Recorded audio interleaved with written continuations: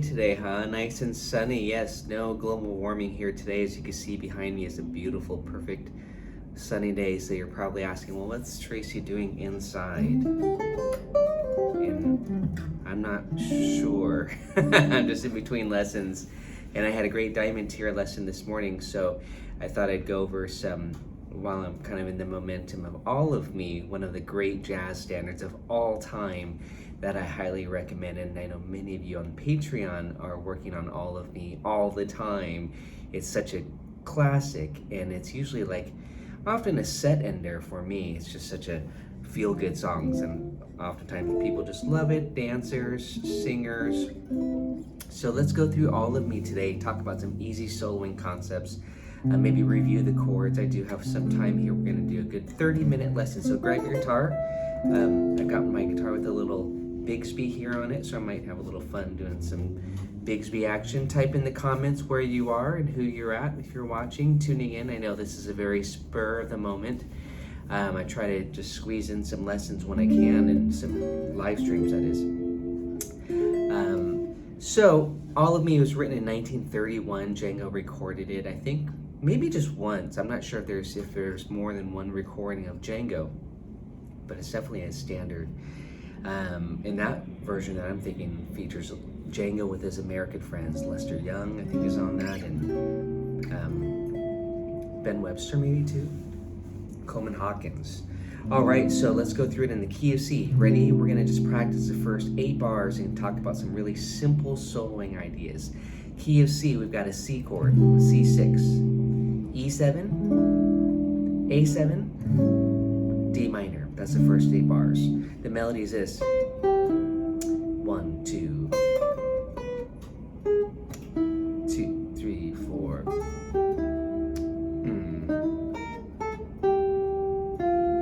Again, ready, go. 1, 2. Can play the rhythm.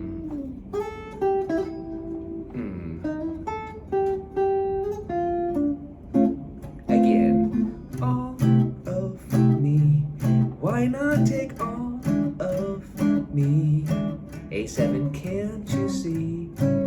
D minor, good without you. And that's the first 8 bars. Again, I usually, when I'm teaching these standards, I usually work with my students and kind of just say, let's just jam on the first 8 bars, because usually that's just so dense. And again, C, E7, A7, D minor,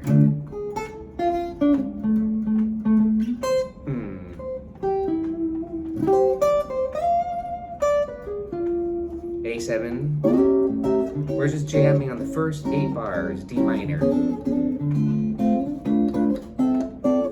C, E7, A7, D minor. And then we can go on. Once you feel pretty good about those first 8 bars, then I usually say, okay, let's go on. That was just the chords, and I was having fun, as you can see, with chord inversions. Sometimes I simplify just to the triads, and this is often what I label as my triad embellishment exercises, the Gypsy Jazz Boot Camp style, where we're just holding C, E, A major, and then D minor. Just really simple, very, very simple. Hey, Bob. Oh, thanks for letting me know about my volume. Let me see if I can control that. No, that just muted it. Can you hear my guitar? Can you hear that?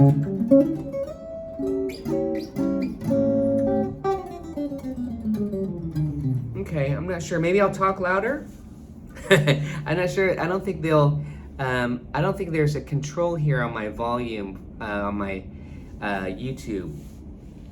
Terry, thanks for saying that. Okay, good. Terry can hear me. So Bob, maybe it's your volume. I'm not sure, but no worries. So yeah, let's go on. I'm just gonna jam on the 8 bars. Again, this is just a quick little lesson here on how to practice soloing. Of course, you can apply these concepts to any song. You know, I start with easy songs. All of Me is a level 1.5 to 2.5. It could be, you know, it's easy, but then it could be hard because it's so long. So that's why I say just simplify, just only practice 8 bars at a time. So again, we're in the key of C. We've got C triad, E major triad, and that's for the E7 chord, A major triad, and then D minor. Okay, let's do that again. And now I'm going to go to C major down here. Okay, this just ties into my triad studies. E major here, A major here, and then D minor here. I know we already did that. Now let's start with C way up here on the 12th fret, and then E major, A major, and then D minor. Where else? I think that was all the 3 inversions on the top 3 strings. And then I would just say from there, start to target those notes in the triad only, like exclusively. This is why I often say just use one finger and just try to keep it this finger or this finger, whatever you want to do.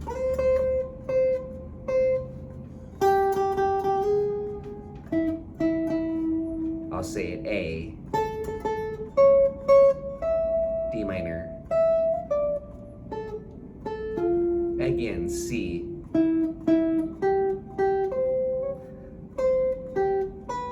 E,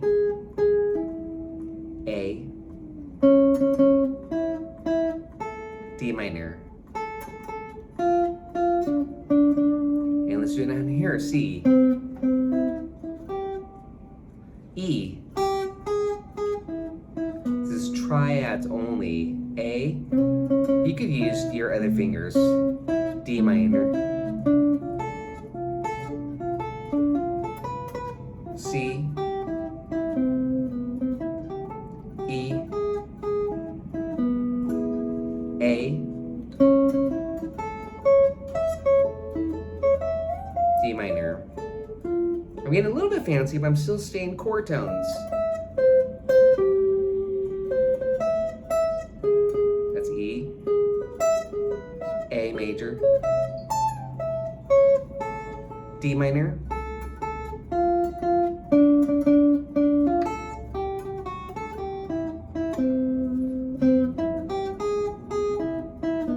E, A, D minor.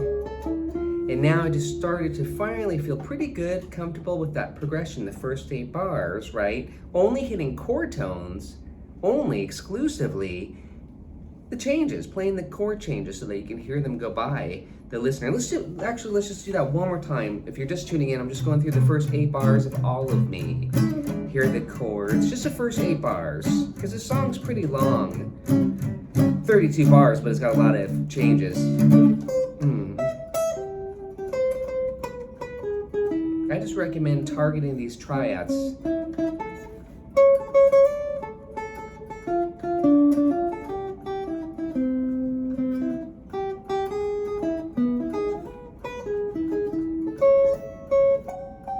I did A7 and C, E, A, D minor.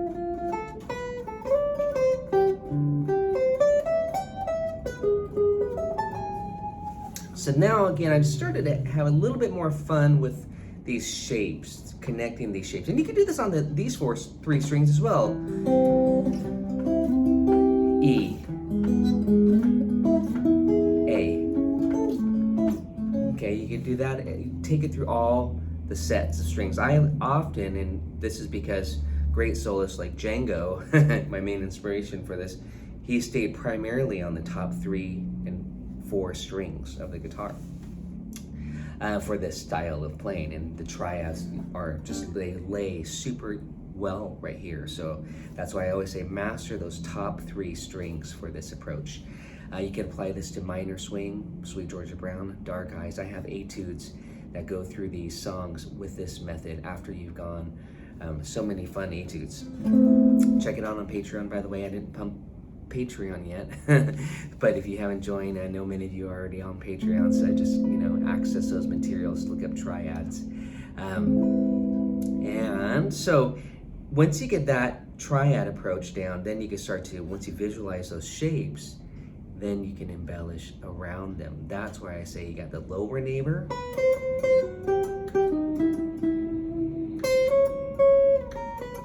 no chord, I'm doing A, D minor. This is a nice one. We're here to go da da dum, da da dum, da da dum, and then on the E, da da dum, da da dum, da da dum, da da dum, da da. Try to sing it.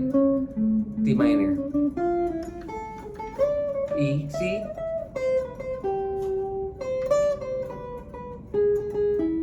A, D minor. I love this approach.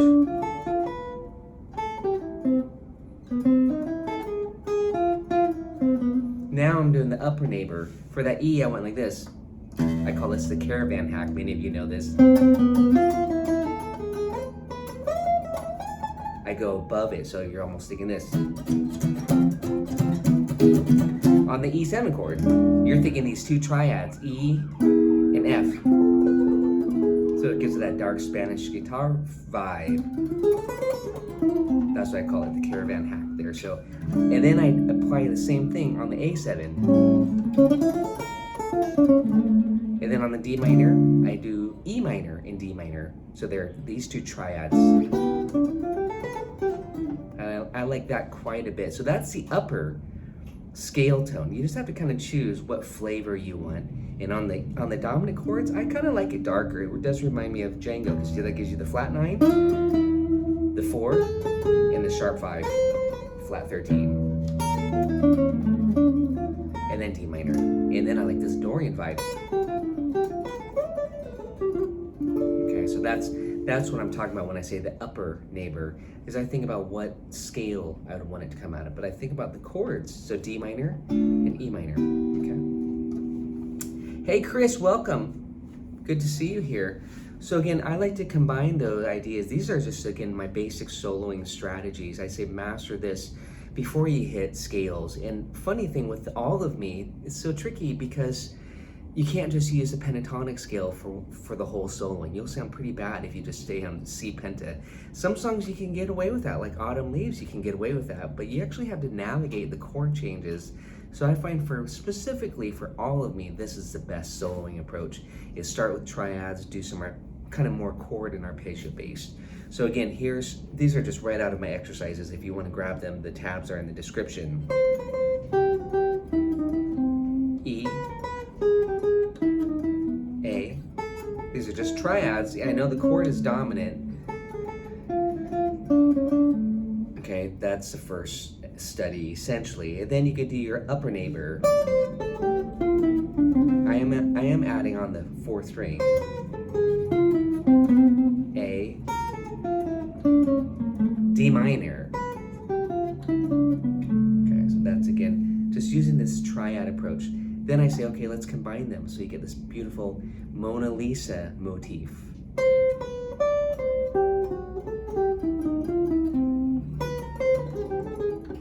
You can play a lot of notes or just keep it simple. Okay. Or and you could do some kind of more Djangoisms.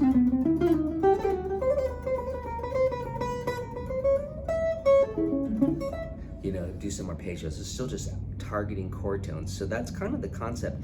You can get pretty fancy with how you're doing it. I'm just liking the really simple approach to keep it more about the swing of it. We could talk scales in a second too. I'm already kind of hinting that they're coming out of scales, as if you didn't already get the hint. I kind of said this E to F is the 2 triads, and that's coming out of, I wonder who knows if you did this. What chord, what is that coming out of? What does that sound like? missing one note right here. Now I play the full scale. That's the harmonic minor scale, the A harmonic minor, simply by going like this, E and F. You get A harmonic minor. I love that hack. I call it a hack. I call it the caravan hack again. If you're wondering and looking it up on my Patreon, just type in caravan hack, and I have all these exercises talking about this. I usually say for a darker flavor. So if you did it on A, here's A. The chord would just say A7 on the chart, but you do this. Phrygian dominant would be the.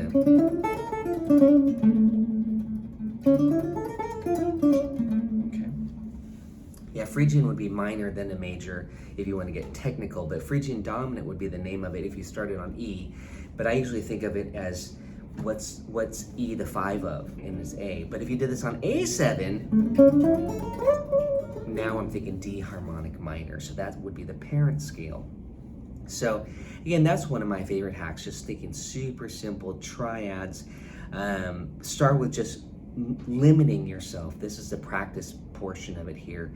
Just limiting to just chord tones and sing what you play.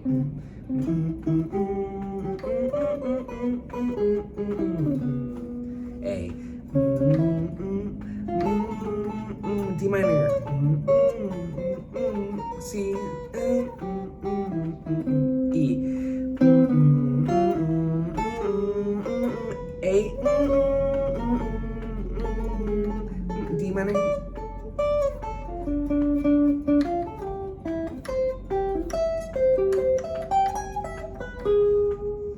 A. D minor.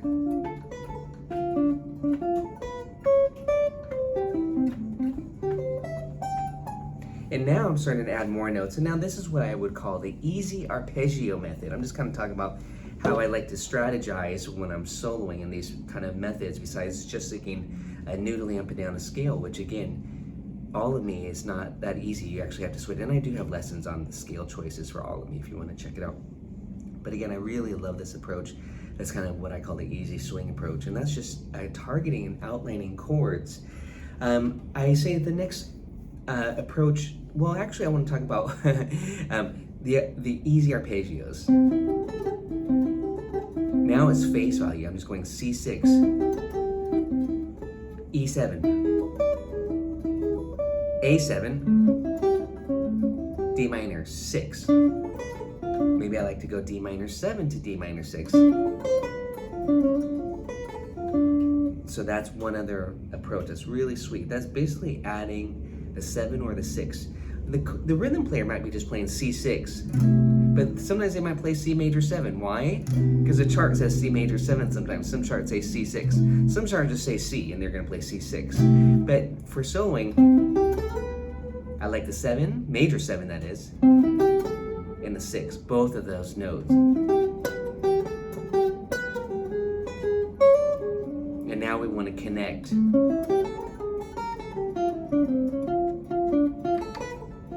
C major 7, C6. Connecting, see now I'm connecting to that E. I want to lead us back to the half step. So now I'm kind of mixing and matching. And oftentimes many of my students know I call these putting it together. Is that you want to start to mix and match these concepts. That's putting it all together when I say that. And then this, and this. So now again, I'm just demonstrating easy arpeggios, triad method, and triad embellishments. One thing that came out of my diamond tier lesson earlier today. By the way, I'm out of diamond tier lessons now on Patreon. Thanks guys for those of you being a diamond tier member on Patreon. Appreciate you being a diamond tier, and the diamond tier is where you get a 30-minute private lesson with your subscription to Patreon. And right now I am full. So there may be some openings later. But as I head into summer, my schedule gets pretty busy, so probably not until the fall or winter when I can open up some more diamond tier lessons. So the next thing that I was talking about today in a diamond tier private lesson, I was talking about how I like to use the diminished sub quite a bit. I'm going to talk about that right now. I know this is just a lot of good stuff here. we have a C. Now on the E7, we're going to substitute B diminished 7. And then on A7, we're going to substitute B flat dim 7. And then on the D minor, we're going to play D minor. But don't forget that could be D minor 7, D minor 6, D minor major 7. We can do cliches. But I love that. I'm going to do that again just with chords. C major, triad, or C6.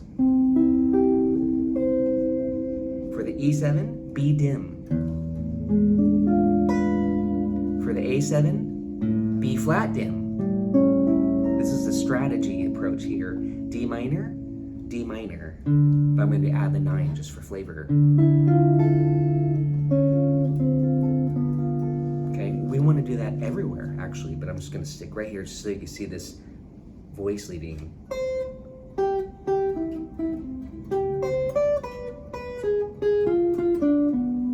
Down a half step from that diminish. And a D minor. C major. Diminish. B. B flat. D minor.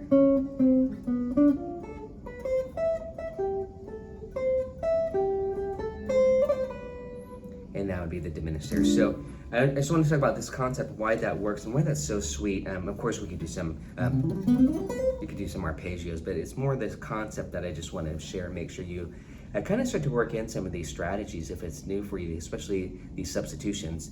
On a C chord, you can play C major 7, C6, which is also A minor 7. You can also play E minor 7, which is C major 9. So those are just the kind of the general sounds that I like to do. And then on the E7, this is where we do this sub. And then on the A7, down a half step. Why? Because that's following the dominant cycle, the cycle of fourths. So it's chromatic. Just like Sweet Georgia Brown, I know many of you have gone through my recent etudes on Sweet Georgia Brown, where I just said, okay, E7, you start here on G sharp dim. A7, down a half step. D7, down a half step. You know, it's that same approach. So get used to kind of just force feeding these concepts in, these subs. You have C, B dim. Notice I'm just change that note to the B. B flat dim for the A7. And then D minor. And then next word would be E7. That's where we can go to G sharp dim. And then A minor 6, just to show you. And then for the D7, we can diminish this if you want it darker. For the G7, down half step is following the cycle. See these beautiful subs. C6, G sharp dim. And now instead of going down half step, I'm going to go up a whole step. And then D minor. So that's kind of the trick for the dim. You can either go down half step if you're following the cycle, or up a whole step. It's still going to be the same inversion. If that's new for you, think about that, because sometimes you might run out of room down here. You want to go up a whole step. So you can do your diminished like this in whole steps, and you're going through the dominant cycle there, just so you know, just like you're doing this. You can go up in whole steps. So that's the other way. But again, now you can just practice that and learn some of these diminished arpeggios.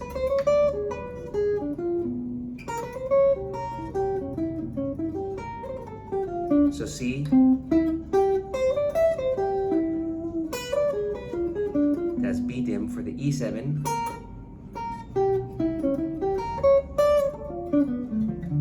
C.